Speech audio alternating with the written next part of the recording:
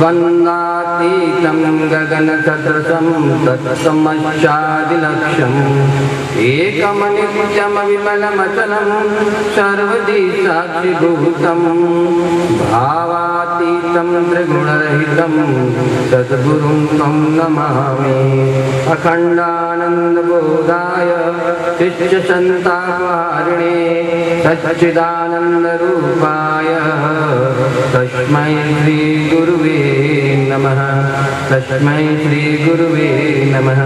बोले गायत्री माता की, बोले गौ माता की, लवन पूज्य गुरुदेव की, वंदनीय माता जी की, शांति हरिद्वार की, श्रीमद् पावन प्रज्ञा पुराण की जय।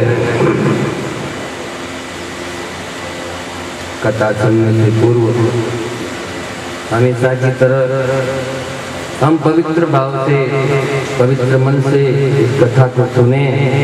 इसके लिए एक भाई थोड़ा सा जल ले लें, मंत्र को जल सबके ऊपर थोड़ा थोड़ा छिड़के लें। लूटा ले लीजिए यहाँ से जल। सब जो बैठे हैं सब भाइयों से मंत्रों के साथ जल का विसिंचन करेंगे। मनुष्य को इतना सुंदर शरीर दिया,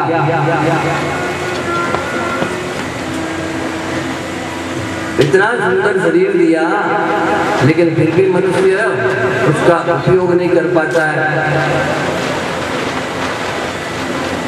पिपड़ा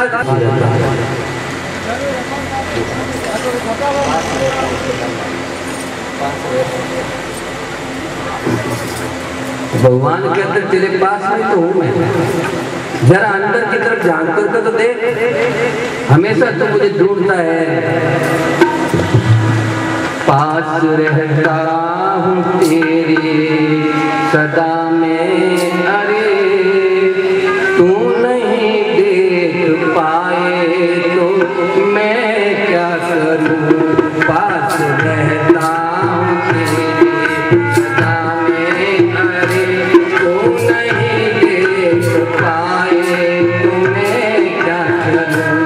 पास रहता हूँ तेरे सदा में, अरे तू नहीं देख पाए तो मैं क्या करूँ। तू नहीं देख पाए तो मैं क्या करूँ। मूड मगदुल चारों दिशाओं में तू, मूड मगदुल चारों दिशाओं में तू, ढूंढ ले मुझे पुकारे तो मैं क्या करूँ। ढूंढ ले मुझे पुकारे तो मैं क्या करूँ। पास रहता हूँ तेरे सदा में, अरे तू नहीं देख पाए तो मैं क्या करूँ। तू नहीं देख पाए तो मैं क्या करूँ। सोचता दोष देता मुझे है सदा, मुझको यह ना दिया, मुझको वह ना दिया। सोचता दोष देता मुझे है सदा, मुझको यह ना दिया, मुझको वह ना दिया। सबसे मनोरंजन तुझे दे दिया, सबसे मनोरंजन तुझे दे दिया। सब्र तुझको न आए तो मैं क्या करूँ। सब्र तुझको न आए तो मैं क्या करूँ। पास रहता हूँ तेरे सदा में, अरे पास रहता हूँ तेरे सदा में, अरे तू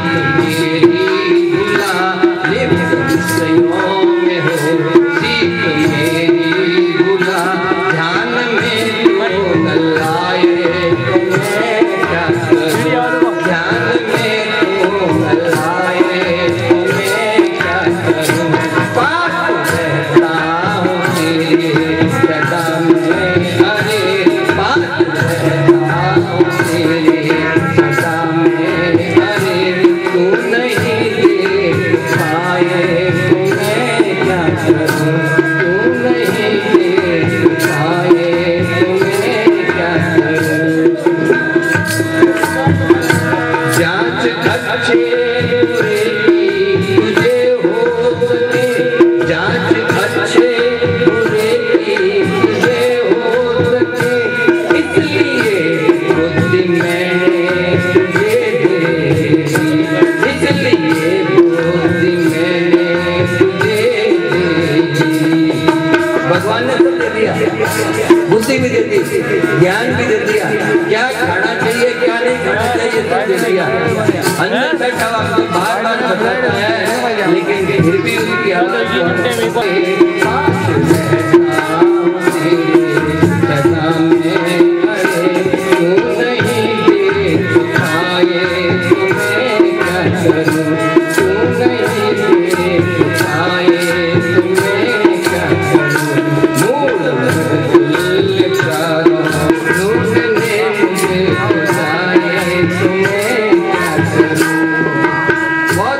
भगवान ने हमारा, लेकिन हम भी भूल जाते हैं उसको, उसकी ओर ध्यान ही नहीं देते।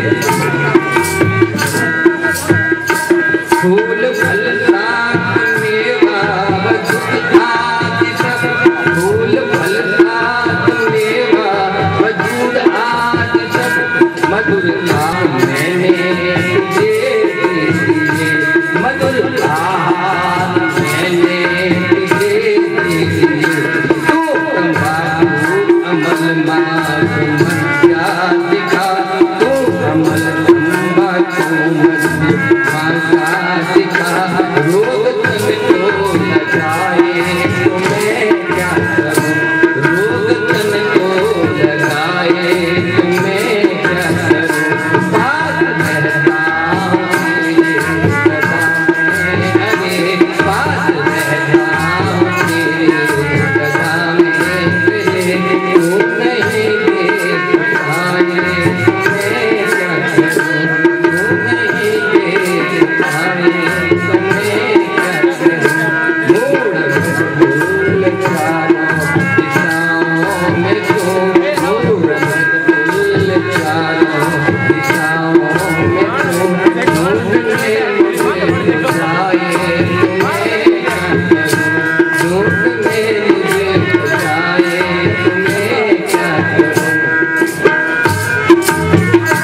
सरल दुष्कर मनोरम दृश्यों भरा, सरल दुष्कर मनोहर दृश्यों भरा, विश्व सुंदर प्रकाशा मैंने किया, विश्व सुंदर प्रकाशा मैंने किया।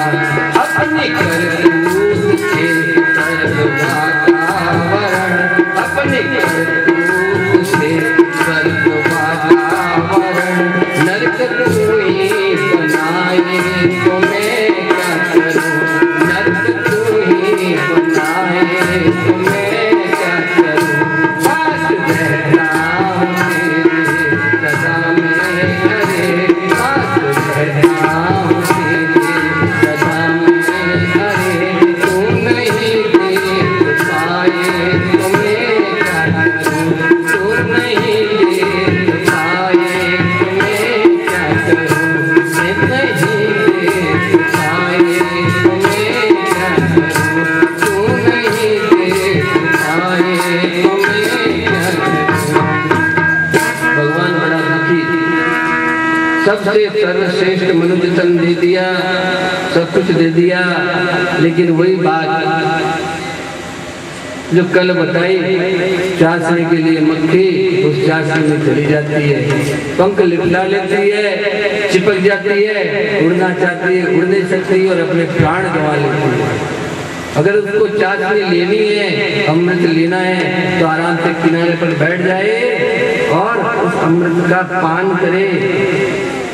लेकिन मनुष्य क्या करे, जब चारों ओर उसको इतने भौतिक आकर्षण दिखाई देते हैं, तरह तरह की चीजें दिखाई देती है, माया का माया जाल दिखाई देता है, तो मनुष्य उसमें फंस जाता है। और जैसे मछली को पकड़ने के लिए कांटे में आटा लगा के गोली डालते हैं, ऐसे ही वो गोली चलती है माया की, और हम भी मछली की तरह से फंस जाते हैं और अपने प्राणों को गंवा देते हैं। झूठ करते समय मनुष्य ये नहीं सोचता कि मैं क्यों बोल रहा हूँ। अगर भगवान ऐसी व्यवस्था कर देता कि झूठ बोलते जीभ कट जाती तो करता ही नहीं, लेकिन भगवान ने कहा नहीं, कर्म करने की छूट है, फल का मेरे पास, फल मेरे पास है। और चोरी करते ही हाथ कट जाते तो करता ही नहीं। भगवान ने कहा तू स्वतंत्र है, तेरे को छूट है, तू कर। भौतिक आकर्षण में प्राणी, भौतिक आकर्षण में प्राणी जब इस भांति फंस जाता है, इसी भांति फंस जाता है। कांटे में फंसकर मछली का, कांटे में फंसकर मछली का वह अपने प्राण गंवाता है। कांटे में फंसकर मछली का वह अपने प्राण गंवाता है, वह अपने प्राण गंवाता है। यदि झूठ बोलते मानव की, यदि झूठ बोलते मानव की जिव्या मुख में ही गल जाती, जिव्या मुख में ही गल जाती, जिव्या मुख में ही गल जाती। चोरी करते कट जाते हाथ, चोरी करते कट जाते हाथ, तो बात समझ में आ जाती, तो बात समझ में आ जाती, तो बात समझ में आ जाती। दुर्जन अत्याचारी मानव, दुर्जन अत्याचारी मानव जब ऊंचा पद पा जाता है, जब ऊंचा पद पा जाता है, जब ऊंचा पद बन जाता है।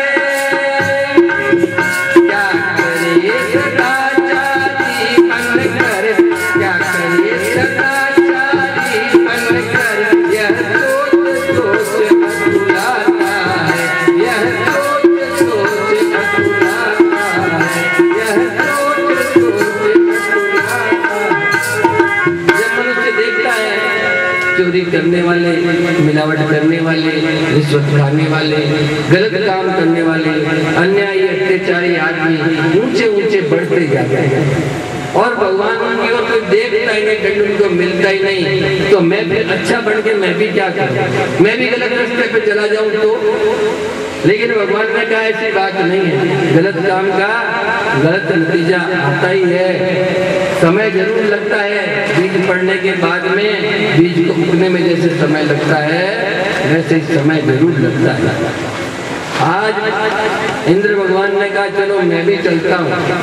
सारे ऋषि बैठे हुए कथा को सुन रहे हैं। पवन देव की इच्छा हो गई चलो मैं भी चलता हूँ। 2-3 दिन से लोग गर्मी में बड़े परेशान हो रहे हैं, इसलिए माता जी गुरु जी ने कहा चलो सबके लिए हम कूलर की व्यवस्था करते हैं और आज ठंडी ठंडी हवा आप पवन देव खिला रहे हैं और वरुण देवता आकर के आपके ऊपर छाया कर रहे हैं। बोले वरुण देवता की, बोले पवन देव की।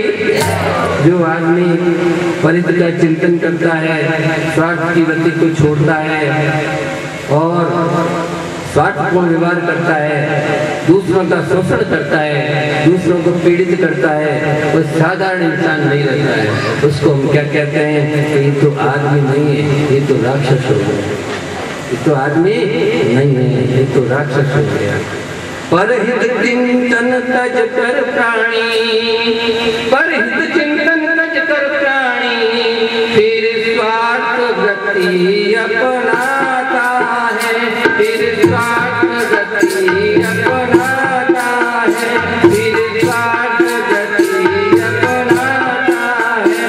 दोषक उत्पीड़क बन करके, दोषक उत्पीड़क बन करके वह नर पिशाच बन जाता है, वह नर पिशाच बन जाता है। प्रभु की निश्चल भक्ति भक्ति से मिटता सब अज्ञान राम, मिटता सब अज्ञान प्रभु की निश्चल भक्ति से मिटता सब अज्ञान राम, मिटता सब अज्ञान। माया से हो मोक्ष नर, माया से हो मोक्ष नर, करता अमृत काम, करता अमृत काम, करता अमृत काम। माया से जो मुक्त हो जाता है भगवान उसको अमृत का पान कराते हैं। हे मनुष्य, तू मेरा ही तो अंश है। सद्बुद्धि जब नहीं होती है, दुर्बुद्धि जब रहती है, तब मनुष्य को कर्म का फल भोगना पड़ता है। हमने देखा है जिसने गलत काम किए, चाहे भगवान स्वयं ही क्यों नहीं आए, लेकिन उनसे भी कभी कोई गलत काम या भूल हो गई तो उनको भी प्रायश्चित करना पड़ा। भगवान ने रामा अवतार में सुग्रीव की सहायता करने के लिए छिपकर के बाली को तीर मारा था। गलत काम हुआ उससे, छिपकर के तीर उसने मार दिया। जब कृष्ण अवतार हुआ तो भगवान कृष्ण को वही तीर खाना पड़ा और बहेरे के रूप में बाली आया और उसने तीर मारा। तो जब भगवान ही नहीं बच सकते कर्मों के फल से, तो हम तो साधारण मानव है, मनुष्य कैसे बच सकता है? हमारे अंदर बुद्धि आ जाए, काम क्रोध मोह लोभ अहंकार से हम बच सके, ये हमारे महान शत्रु है। इनसे ग्रसित होकर के मनुष्य नीच काम करने लग जाता है। देवासुर संग्राम इसी का परिणाम है। अहंकार के कारण रावण के सोने की लंका जल गई। बोले गायत्री माता की जय हो। देखते हैं 5 मिनट भगवान की क्या लीला होती है।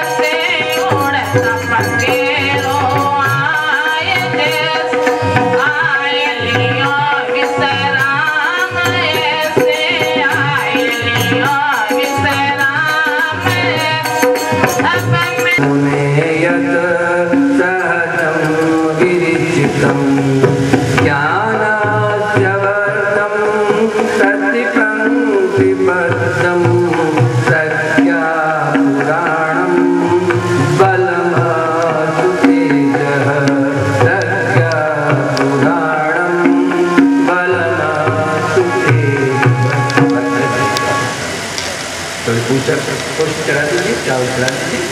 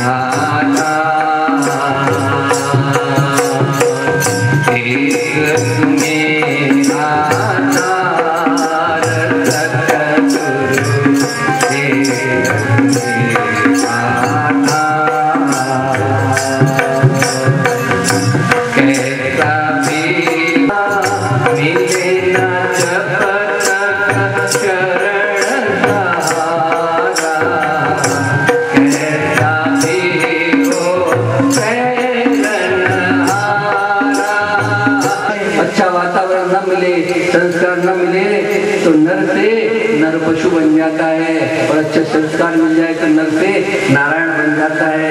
क्योंकि परिवार से समाज बनता है और समाज से राष्ट्र का निर्माण होता है, और राष्ट्र जब बहुत सारे मिल जाते हैं तो विश्व बन जाता है। और यदि सारे परिवार स्नेह से रहे तो सारे विश्व में प्यार और सद्भाव बन सकता है। ऐसी भावना से इस वसुधा को जन जन तक बढ़िया बन जाए, सारी वसुधा एक कुटुंब बन जाए। हमारे ऋषियों ने कहा है वसुधैव कुटुंबकम, सारा विश्व ही हमारा कुटुंब है, सब लोग हमारे भाई हैं। ऐसी भावना से ओतप्रोत ये प्रज्ञा पुराण की कथा हम भी ध्यान से सुने, अपना हृदय का पट खोल लें, उस ज्ञान को अपने जीवन में धारण कर लें।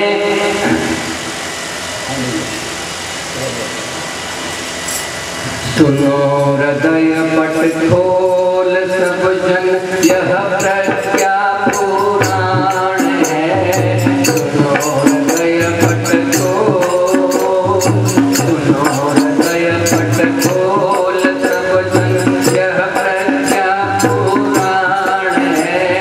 यह का संदेश है इसमें युग ऋषि का सब प्राण है। यह संदेश है इसमें युग ऋषि का सब प्राण है। सुनो हृदय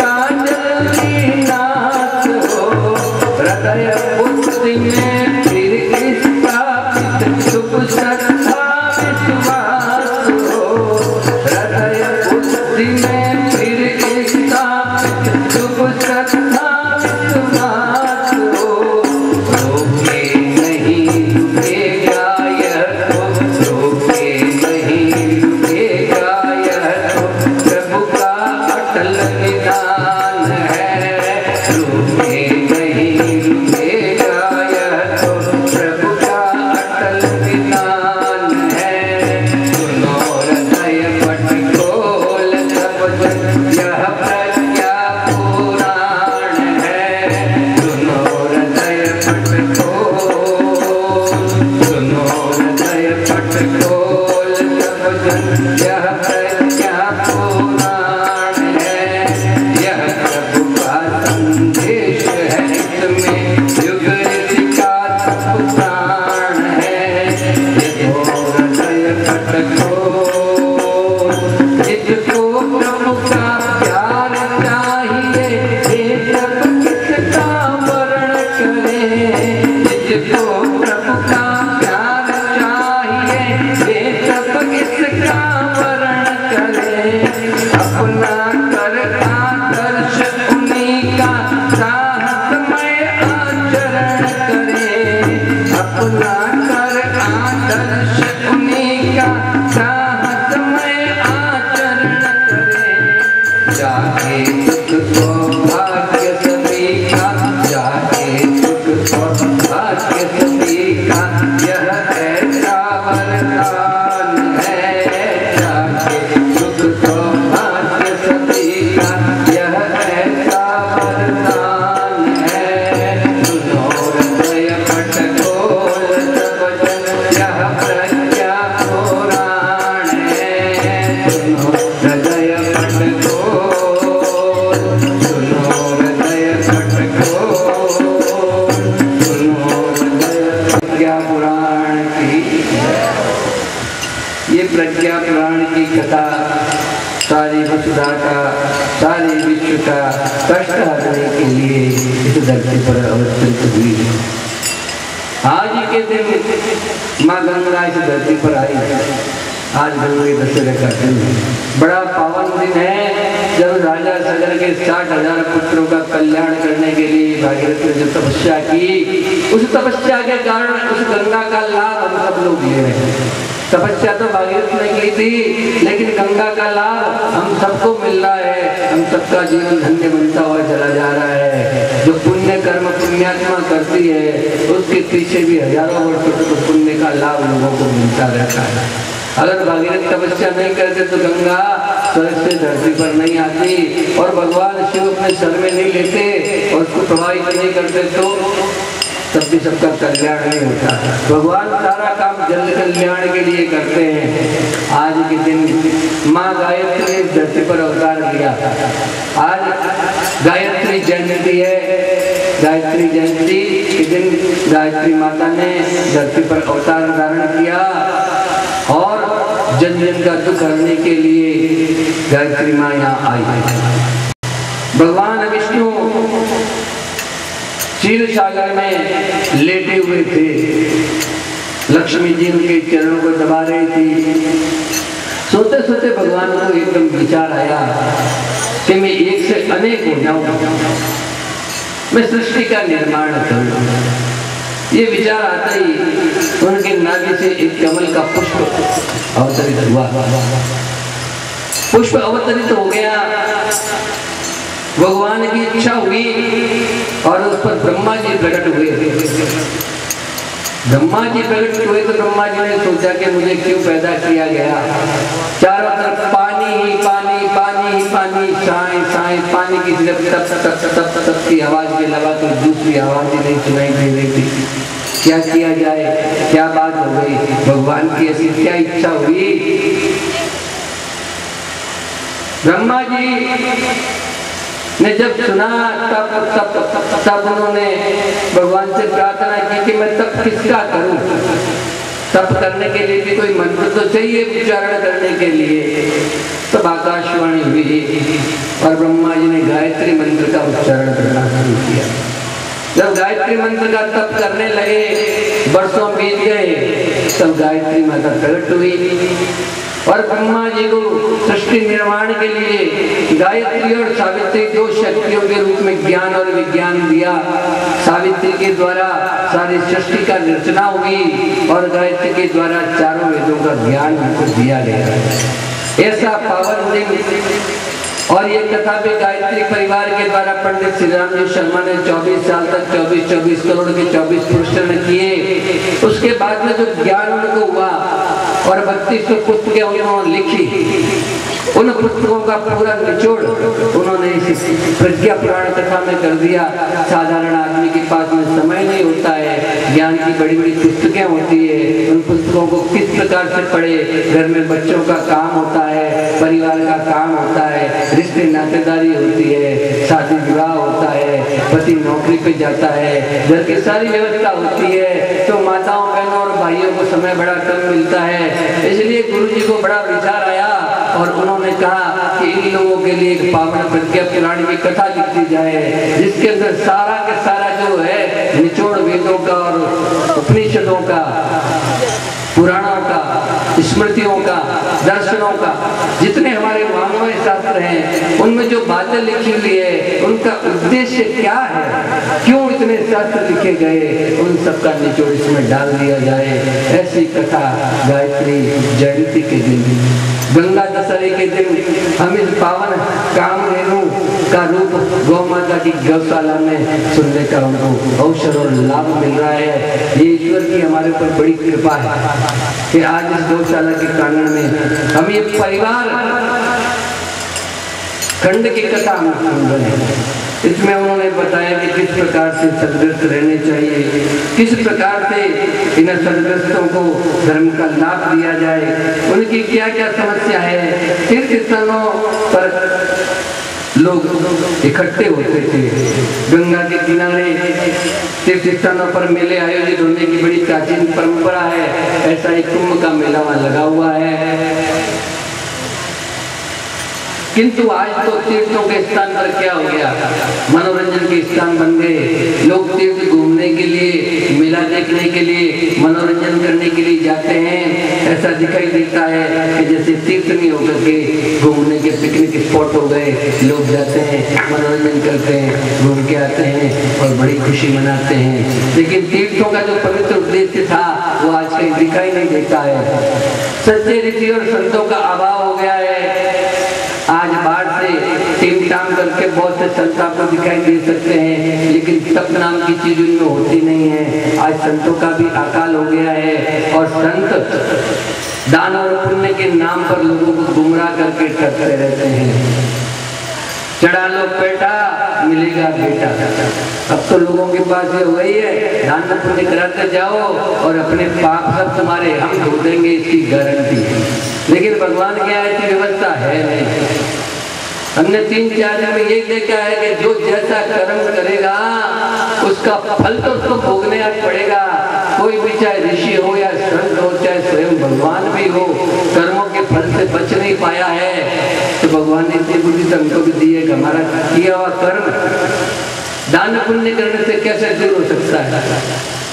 अगर हम बबूल का पेड़ बोएंगे और आशा करेंगे आम की, तो आम मिलने वाला है नहीं। इसलिए हमको सावधान हो जाना चाहिए। तीर्थ ऐसे नहीं होते थे जैसे आजकल है। वहाँ पर जागृति के गीत गाए जाते थे, मनुष्य की सोई हुई चेतना को जगाया जाता था।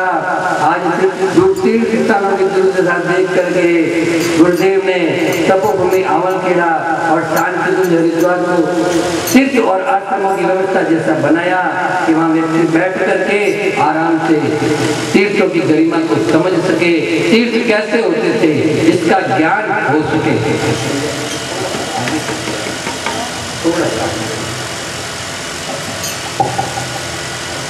इस गरिमा को समझ सके। वहां पर मनुष्य को संस्कार दिए जाते थे। अनगढ़ चीज होती है, काम में नहीं आती है। खान से जो पत्थर निकलता है उस पत्थर से मकान नहीं बना सकते हैं। उसको लाया जाता है, उसके बाद में उसको तोड़ा जाता है, तोड़ करके उसको गढ़ा जाता है, संस्कारित किया जाता है और नाप के चौकोर पत्थर बनाए जाते हैं। और जिस नाप का पत्थर चाहिए उस नाप का पत्थर बनाना पड़ता है। संगमरमर की मूर्ति, मकराना में पत्थर बहुत निकलता है, लेकिन हर पत्थर से मूर्ति नहीं बनती है। विशेष प्रकार का पत्थर चुना जाता है, फिर उसको गढ़ा जाता है, तोड़ा जाता है, काटा जाता है, छाटा जाता है और देवी की प्रतिमा उकेरी जाती है।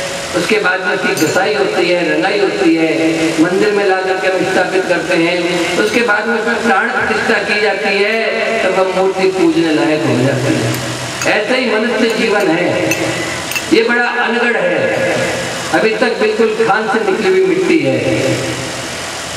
इसको सोना बनाने के लिए, इस्पात बनाने के लिए तपाना पड़ता है। अगर इसको तपाएंगे नहीं तो एक कच्चा रह जाएगा, कचरा रह जाएगा। ऋषियों ने ऐसी परंपरा स्थापित की थी कि संस्कारों के द्वारा इस मानव देह को पकाया जाए। कच्ची ईंट काम नहीं आती है, उसको पकाना पड़ता है। कच्चा फल जो भी होता है वो भी काम नहीं आता, उसको पकाना पड़ता है। माँ के गर्भ से जब मनुष्य आता है तब कच्चा होता है। पहले संस्कारों की परंपरा थी, माँ के गर्भ में जब बच्चा आता था उससे पहले से उसकी व्यवस्था कर दी जाती थी। 25 साल तक व्यक्ति ब्रह्मचर्य से आश्रम में गुरु के पास रहता था और शिक्षा ग्रहण करता था। कन्याएं होती थी, वह भी ऋषि माताओं के पास में रहती थी। वहाँ कन्याओं के लिए अलग व्यवस्था होती थी और लड़कों के लिए, लड़कियों के लिए अलग अलग व्यवस्था होती थी। ऋषि लोग भी जो है शादीशुदा होते थे, कुंवारे नहीं होते थे। उनके साथ उनकी ऋषि पत्नियां होती थी और ऋषि पत्नियां लड़कियों को ज्ञान देती थी और ऋषि लोग लड़कों को ज्ञान देते थे। लड़की और लड़का दोनों 25 साल तक जो है ब्रह्मचर्याश्रम से रहते थे। उसके बाद में विवाह की व्यवस्था की जाती थी और ऐसी व्यवस्था होती थी कि ऋषि लोग मंत्रों के साथ में यज्ञ करके विवाह संस्कार कराया जाता था। और जब दोनों का मिलन होता था वह वासना के लिए नहीं होता था, अच्छे नागरिक प्राप्त करने के लिए होता था और मंत्रों के द्वारा उनका गर्भाधान संस्कार हो गया। अब लोगों को पता ही नहीं चलता कि गर्भाधान कब हो गया। इसलिए गुरुदेव ने कहा बेटा ये कलिकाल का, कलयुग का जमाना है। जब 2-3 माह का गर्भ हो जाता है, जब पता लग जाता है कि गर्भ अंदर आ गया है, तीसरे महीने से बच्चे का मस्तिष्क का निर्माण होना शुरू हो जाता है और इसके साथ ही वो जो कुछ माँ देखती है, सुनती है, करती है, बच्चा सारा का सारा टैप में बढ़ता हुआ चला जाता है, सीखता हुआ चला जाता है। ये बात नई नहीं है। हमारे जो ऋषि लोग थे वो बड़े बड़े वैज्ञानिक थे, इसीलिए रिसर्च करते थे। आज जैसे PhD होती है उसके बाद डॉक्टर स्वयंवर के द्वारा सीता ने शर्त की और उसके बाद राम जी को चुन लिया, जो धनुष तोड़ेगा उसे शादी करूंगी। और द्रौपदी का भी ऐसा ही था कि जो मछली की आंख को तीर से छेद देगा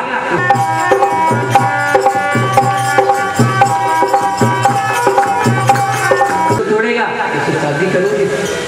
और द्रौपदी का भी ऐसा ही था कि जो मछली की आंख को तीर से छेद देगा